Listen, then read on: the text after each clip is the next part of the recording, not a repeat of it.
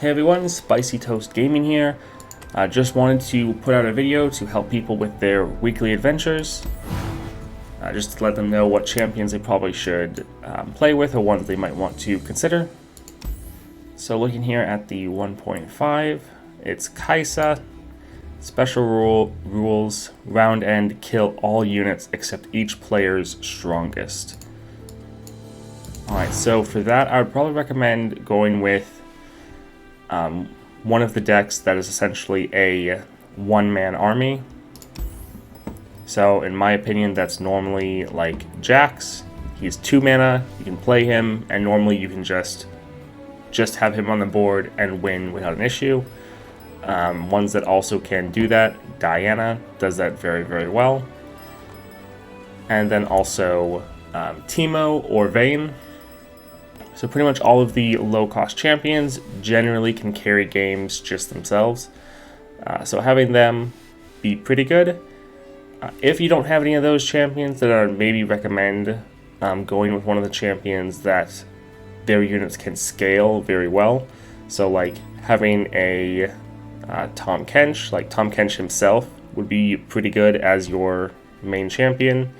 If you had the mana, you could play him and have him capture whatever other champion was there, whatever other unit was there before him, and so he can get bigger and bigger, and then he can capture the enemy unit each round. So that could potentially be good. Also, like Garen, every time someone strikes, he's able to buff up whatever unit. Yasuo would also be decent. Actually, Yasuo and Ashe.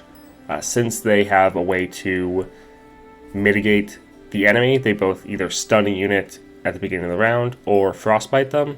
And since there's only going to be one unit on the board, that would give you a pretty good advantage. Kayn could also be decent because sometimes you're not going to get one big scary unit. So that would be fine as well.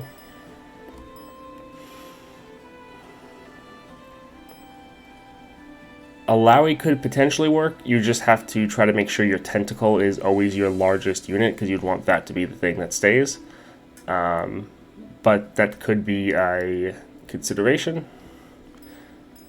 So these are just some of the champions that when I see kill all units except each player's strongest, those are just some of the ones that I think could make the best use of that or could survive that and come out successfully.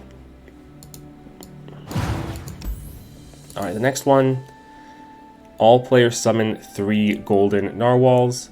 Round start, a random card in the player's hand costs 2 more this round. Alright, so I think you're going to want a way to turn this to your advantage. So you're going to want to be able to outscale your narwhals over theirs, or just be able to kill their narwhals before they can kill yours. The golden narwhals is a 2/3 elusive. It has vulnerable, so even though it's elusive, you can challenge it when you are attacking. Alright, so the champions I think could best make use of that. Annie, for one, with her Disintegrate, easily can use that to just kill anything. So putting that on one of the narwhals when you attack it and making sure that it will die is pretty good. She also has a lot of spells to take care of them. Some of the champions, like some of the scaling ones. So Yasuo, when his units strike, they gain 1 attack, so it helps them get buffed up. Garen, his units would strike the enemy, and then since they're striking, they would then scale up over the enemy narwhals. Tahm Kench, when his units take damage, will then scale up over the enemy. Vayne will be able to make that equipment, so you can put that on one of your narwhals and have it kill the other narwhal and scale that way.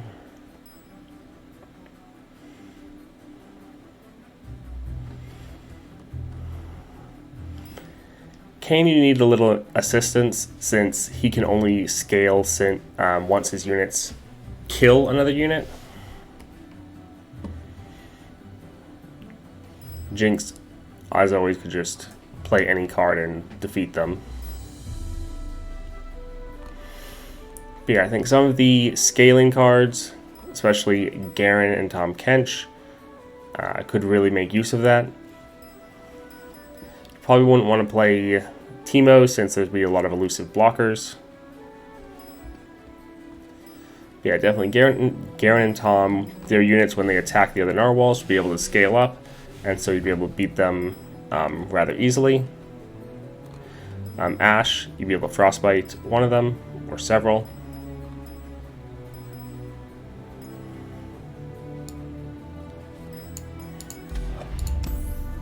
So that's what I see when I see the golden narwhals, since you're both going to have them.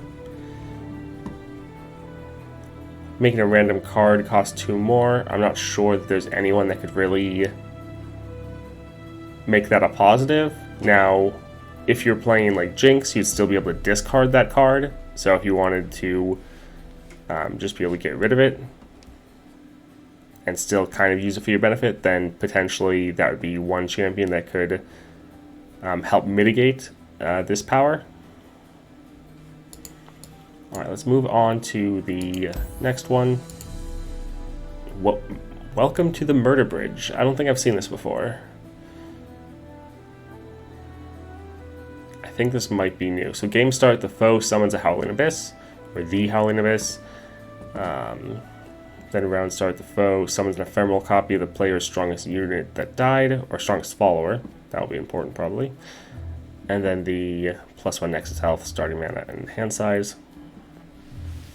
So the Howling Abyss is every round the opponent creates a 2-star champion that's not in hand, deck, or play. So there's going to be constantly making up a new champion every single round. And because of this, you don't want any of your followers to die. So I would say you probably do not want to play Miss Fortune or Gwen, because both of them are going to have units that get summoned and die every single round because they're ephemeral. So you probably don't want to play them, just because then the enemy is going to be getting your same unit every single round, which would be pretty frustrating.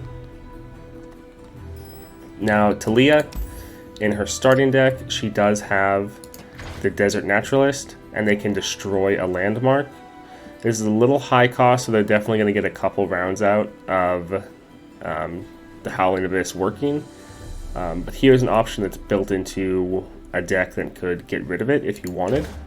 Taliyah, you really need to have her at 3 stars for her to really be good, though. So if you don't have her at 3 stars, you might want to move away. Yeah, so for this, you probably just want to play whatever champion you're best at, and the best that can win quickly, because they are going to keep making strong units for free. So whoever can win fast for you, but you probably want to avoid Gwen and Miss Fortune, because their elusive unit or their ephemeral units will just die, and the enemy will just get them every single round. And then you can consider Taliyah, since she will be able to destroy the Howling Abyss when she gets to 4 mana. But again, she's not really the best before she gets her 3 stars. Alright, I hope this was able to help you somewhat. I just thought I'd go through and give some of my logic and reasoning, what I think for the weekly adventures. I'm going to start doing this every week. I'm going to try to put out this video as early as I can on Monday, so that each week you can just look at this before you do weekly adventures and try to get some thoughts and feelings on who you might want to play. Now, if you find some other champion that works really well that I haven't considered, definitely comment down below. I'd love to see what you guys find that works well for you. Alright, have a great day. Thank you so much for watching that video. We're putting out daily content for Path of Champions, so if that interests you, please like, subscribe, hit that notification bell, and comment down below. We're just starting out here on YouTube, trying to grow the channel, so any help is greatly appreciated. Thank you, and have a great day.